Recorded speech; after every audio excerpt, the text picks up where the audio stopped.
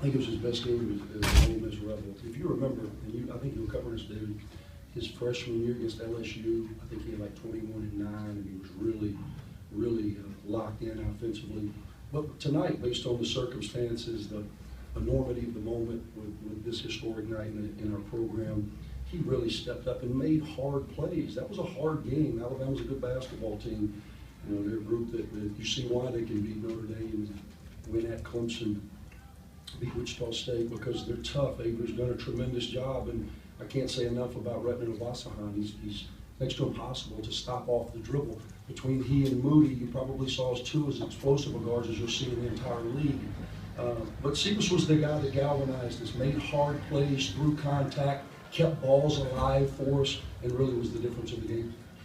Coach, what can you say about Moody? He was drawing a lot of contact, taking a big beating out there. He sort of had a warrior mentality. Yeah, you got to dribble through contact. They were hard hedging ball screens and almost trapping him, not wanting to take the ball out of his hand. And I thought early in the game we were giving into it a little bit. He was trying to do some cutesy things as opposed to just doing what he does, and that's be low and powerful. Second half did a much better job of attacking that double.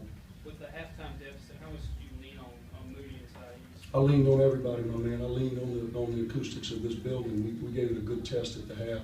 The lockers held up. The chairs are pretty sturdy. How important was it to open this building with a win? It was everything. I mean, I've said this before, so forgive me for being redundant, but this is my 320th game. I like to say that because I can't even believe it myself. This is my 320th game, which is it's such an honor for me to be the head coach in the SEC in my home state for our flagship university. And I honestly felt more pressure tonight than I did when we were in the SEC championship game than I did when we were in the NCAA tournament. And I didn't feel that up until I was standing up on the sideline because I did not want to let these people down. I mean, we've never had a game like this at Ole Miss. You know, this has never happened. I actually saw students running to the game, not away from the game. This is historic, and so I did not want to let them down, and I would have felt terrible if we wouldn't have got it done. You obviously were excited about the arena the other day when you had a media opportunity and you guys practiced. How was it from your perspective? How different was it? The energy was tremendous. You know, we've got a pretty short bench when it gets crunch time, as do they. That's not an anomaly unless you're in a blue blood school. So, you know, we're gonna kind of play our dudes, and I like my dudes. I wish we could develop a little bit more, but I think the energy in the crowd in the building allowed them to play the way we did down the stretch.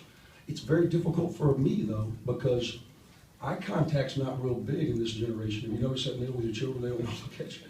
I may have to start sending them text. I wonder if that's legal, let them carry their phones, because I was having a hard time to get them engaged with me. Usually, you know this and Tad Smith, I mean, I can talk at this tone and everybody in the building can hear me. So those days are over as well. So I've got to work on some of that as well so that we can get the message sent, especially in the first half. In the second half, we can control our offense a lot better because it's in front of me. In the first half, I thought we lost our way a little bit. Having the mic at the end, was that planned or just spur? No, it was spur of the moment. That was pure passion. That was pure appreciation, and I wanted to express that. Andy, double teams and Ask Daniel. I almost gave him a heart attack at about the 6-second mark when I asked him to get it. He got it done though. It's quicker than he looks.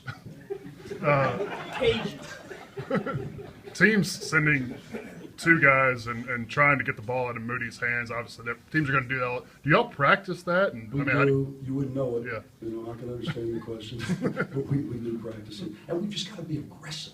Like, you know, the one time we threw it to the middle of the floor and Moss got it and he turned and he faced and he shot it in. A lot of times we were throwing it and we weren't attacking. So I was trying to convince our guys. I mean, my math's not great, Louisville High School education. However, if they've got 2-on-1 and we can get it out of that, we can play 4-on-3. Let's go. But we were catching it and then throwing it right back to allow them to reset. I thought we did a better job of that down the stretch. You said